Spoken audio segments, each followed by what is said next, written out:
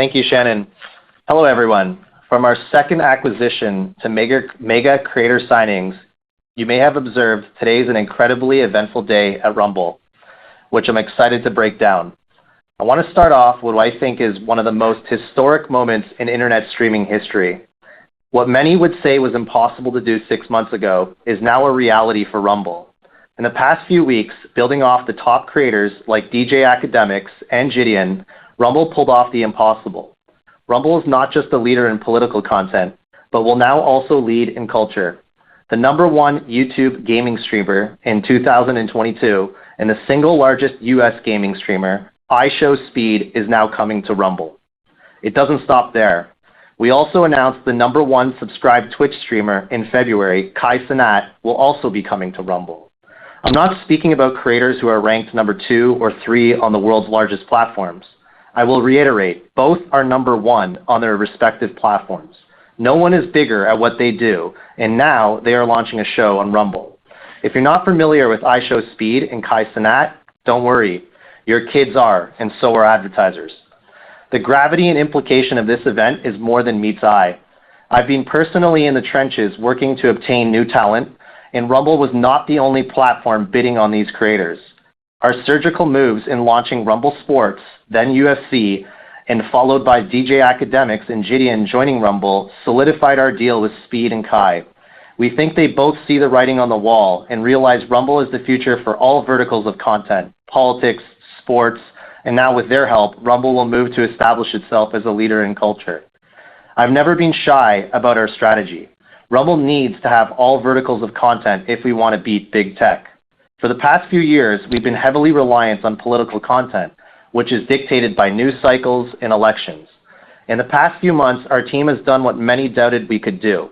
We have clearly grown far beyond the perception of only having political content.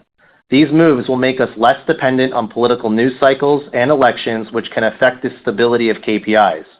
With respect to Q1 KPIs, our monthly active users, or MAUs, which is derived using Google Analytics, for the quarter were 48 million, up 17% compared to 41 million in the first quarter of 2022. Historically, Rumble has seen dips in MAUs on a quarter-to-quarter basis, and in Q1 we saw a notable decline over Q4.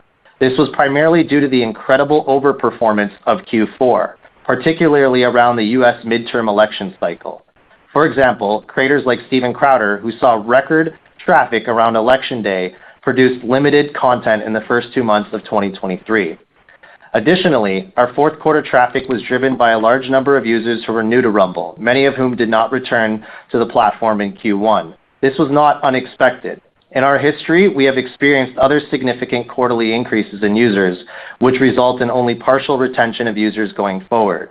As previously mentioned, we are diversifying our content library by seizing the opportunity to invest in new content categories like gaming, live sports, and culture. Content from top names in the streaming community like Kai Cenat, iShowSpeed, Academics, and Gideon will lead to more returning users who are loyal and less driven by single news events or election cycles. Average estimated minutes watched per month, which is based on bandwidth consumption and our best estimates of video resolution quality and encoding parameters, were 10.8 billion for Q1.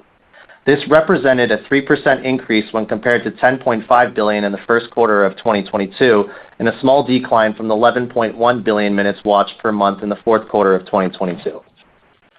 We believe our consumption is driven by new product designs and features.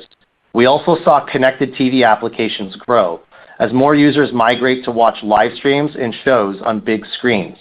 These connected TV users consume enormous amounts of content. So far, we are seeing roughly 100 minutes of usage per connected TV user per day. Additionally, another major factor in driving consumption is that our average number of active live streams nearly doubled from Q4 to Q1. Streaming growth is something we are taking very seriously, and our latest signings are an example of that.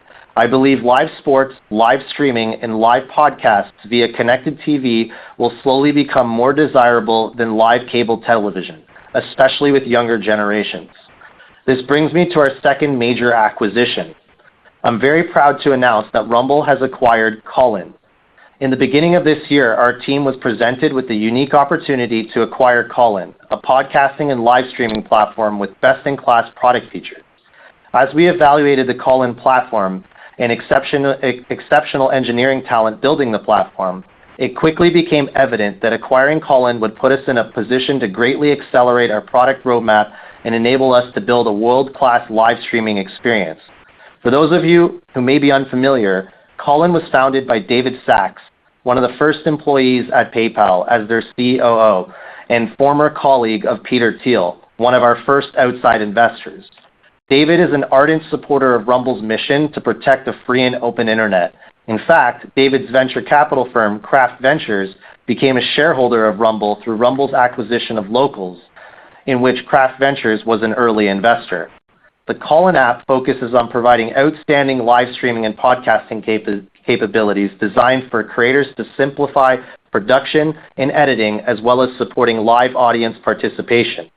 Unique to Callin is the concept of RUMs, which allows for the instant launching of audio and video content with an attractive and easy-to-use interface for both creators and audiences. As I have continually emphasized, estimated consumption is our most important KPI, given that consumption reflects user engagement, which in turn drives monetization. Callin brings features and functionality to Rumble, which will enhance user engagement and further empower our creators to generate more of their best content, thus driving monetization. While there is work ahead of us to integrate the Callin experience into Rumble, I can say confidently that we are now in a better position than ever to deliver on the vision to provide creators with a world-class experience. It is important to note that this acquisition is another manifestation of our mission and commitment to authenticity and to protect the free and open internet. I am honored that as part of the acquisition, David Sachs, a devoted supporter of free speech and the creator economy, will be joining our board of directors later this year in the second half of June.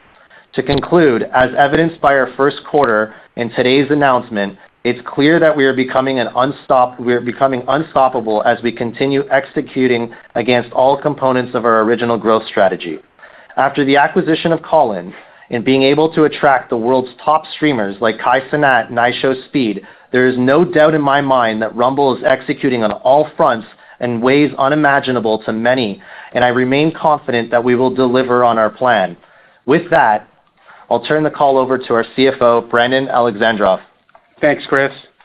I'll now take you through our Q1 financials at a very high level before turning the call over to the operator for Q&A. From a top-line perspective, we reported quarterly revenues of $17.6 million for Q1 2023. This compares to $4 million for Q1 2022 and was primarily driven by an $11.8 million increase in advertising revenue year over year. The increase in advertising revenue was driven by an increase in consumption, as well as the introduction of new advertising solution for creators, publishers, and advertisers, including host-read advertising and our online advertising management exchange, which we call Rumble Advertising Center, or RAC, both of which we started to build and test in the second half of 2022. Our approximately $1.8 million increase in licensing and other revenue compared with Q1 2022 was driven by tipping features within our platform, as well as certain cloud, subscription, platform hosting fees, and provision of one-time content. As a reminder, cost of services includes all programming and content costs related to payments to content providers, including amounts paid to creators based on revenues generated, as well as additional costs related to incentivizing top creators to promote and join our platform. Cost of services also includes third-party service provider costs, such as data center and networking, staffing costs directly related to professional service fees, and costs paid to publishers. Cost of services for the quarter were $26 million compared to $3.7 million a year ago. The increase was due to an increase in programming and content costs of $21.1 million, hosting expenses of $0.5 million, and other service costs of $0.7 million. Moving to our cash position, we ended the quarter with $326.3 million in cash equivalents, and marketable securities, compared to $338.3 million as of December 31st, 2022, representing a $12 million use of cash in the first quarter. Cash equivalents, and marketable securities consist of cash on deposit with banks and amounts held in money market funds, treasury bills, and term deposits. As we have consistently stated, we intend to use a substantial portion of funds that we have raised to acquire content by providing economic incentives, including minimum guaranteed earnings, to a limited number of content creators, including sports leagues. This content acquisition strategy will allow us to enter key content verticals and secure top content creators in those verticals before we have full monetization capabilities in place. Our present focus is to grow users and usage consumption and experiment with monetization levers, which may not maximize profitability in the immediate term, but which we believe will position our business for the long run. As a result, we expect that this strategy will require us to consume a significant portion of our capital raised. The contracts we have signed to date obligate the company to spend approximately $164 million related to programming and content. Of that amount, as of March 31st, 2023, we had entered agreements with a minimum contractual cash commitment of $62 million. Subsequent to the end of the quarter, we entered into additional agreements with a minimum contractual cash commitment of $102 million. A significant amount of these minimum contractual cash commitments will be paid over 12 to 48 months, commencing in 2023. In addition to the minimum contractual cash commitments, we have programming and content agreements that have variable cost arrangements. These future costs are dependent upon many factors and are difficult to anticipate. However, these costs could be substantial. That concludes my prepared remarks. Before I turn the call over to the operator, I invite you all to join Chris this evening at 7 p.m. Eastern Time in an exclusive post-earnings interview with Matt Kohrs to be streamed live on the Matt Kohrs Rumble channel. I will now turn the call over to the operator to open up the line for questions from our covering analysts. We will now begin the question and answer session. To ask a question, you may press star, then 1 on your telephone keypad. If you are using a speakerphone, please pick up your handset before pressing the keys. To withdraw your question, please press star, then 2. At this time, we will pause momentarily to assemble our roster. All sounding good, guys. Stick with us. Our first question comes from Jason Helfstein with Oppenheimer. Please go ahead. Thanks. Hello, everybody. 3 questions. The first, can you give us any commentary on MAU or engagement quarter to date in the second quarter, and how that's compared versus the first quarter? Second question, just talk about the impact of Steven Crowder's content broadly on the platform. It does sound like his hiatus in the first quarter was obviously pretty material for engagement, but just how you think about his broader impact on the platform with him coming back, and kind of when you think that happens. And then just we've gotten some questions on the call-in deal. Is this cash stock both? And when will we get kind of details on that acquisition? Thank you. First two. Thanks, Jason. This is Chris. So on the first question with respect to Q2, we're not providing any guidance on MAU or consumption with respect to Q2. On the second question on Steven Crowder, so Steven Crowder was on the platform, and as everyone probably already knows, in Q4 hit some major numbers on his midterm election streams that were very significant to our platform. And he took a couple-month break and didn't come back till late March in Q1. And what we saw when he came back in a different capacity to our platform. He came back. The entire subscription business for Steven Crowder is now on Rumble itself. And we announced, I think, shortly at that time that he accumulated over 57,000 annual paying subscribers in the first 10 days of his announcement of coming back and coming to Rumble, and that was prior to his show even starting. But I also mentioned on the previous earnings call that when he did come back, he was bigger than ever for us. His numbers have been very strong, as you can see when you go to his streams, and he's moved a large segment of his viewership from YouTube over to Rumble in that period. With the third part, I'll let Brandon. Yeah, hey Jason, on the call-in deal, so that just closed recently, so during the second quarter, so more information will be disclosed as part of the Q2 10Q. Thank you. The next question is from Tom Forte with D.A. Davidson. Please go ahead.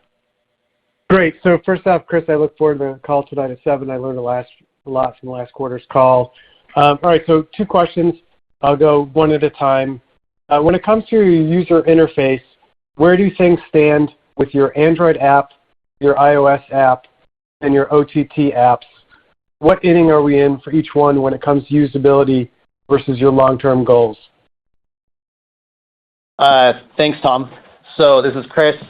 I would say that we're still in the very early innings right now when it comes to the apps. We've made tremendous progress on our iOS app and our Android app, and then the OTT apps. We'll be launching the Samsung app very shortly now.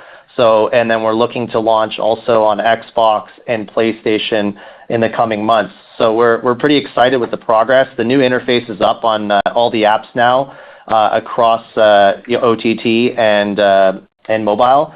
But I would still say it's still very early innings, and the reason I say it, there's a lot of product features that we can still be adding. Right now, it's a lot of design changes have happened, but we still need to add a lot of product features into those OTT apps and mobile apps. So still very early innings, and it's something that I plan to improve through for many years going forward. As you can imagine, things evolve quite a bit. Great, thanks. And then for my second and final question. We don't have to talk about Tucker Carlson specifically, but can you discuss why your platform may be more effective than others for content creators to build an audience and monetize it, especially versus YouTube, Twitch, and Twitter? Absolutely. So I would say one of the most compelling reasons to come to Rumble is authenticity. On Rumble is the only place where you can be truly authentic when creating content, and when being authentic, you just naturally create more compelling content. So I believe we're a platform positioned to have the best content in the world because we're not, people are not stifling their speech and people are not holding back. They're being truly authentic, they're being truly themselves and being very real. When it comes on actual products, I also think we have a major advantage on the product side, especially on the subscription side after the acquisition of Locals. And we've kind of demonstrated that with Steven Crowder. When he came on our platform, he brought his entire Mug Club subscription business to Rumble, which is sitting on the Locals platform. And we had enormous success out of the gate. Like before he even started, as I mentioned to Jason, he acquired 57,000 plus annual paying subscribers, and that only took 10 days, and that's using the subscription platform that sits on Locals. So I think we have a real competitive advantage both on authenticity and on the actual product, the Locals product for subscription. I think that as a creator, you can monetize with that subscription product better than anywhere else you can.